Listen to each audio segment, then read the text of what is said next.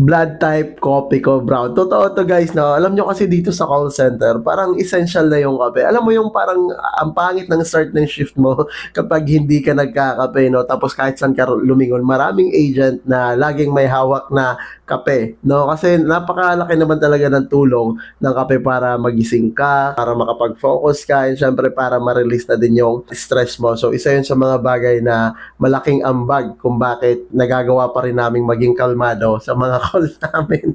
Pero itinigil ko na tong mga instant coffee, no? Yung coffee ko, Greatest White, ganun lagi yung kinakape ko. Nakakatatlo, apat na baso ako sa isang araw, pero masyadong lumala yung acid reflux ko. So ngayon, yung pinagtitiisan ko na lang yung lasa ng black coffee, no? And then, twice a day or twice, dalawang beses na lang ako sa buong shift ko nagkakape.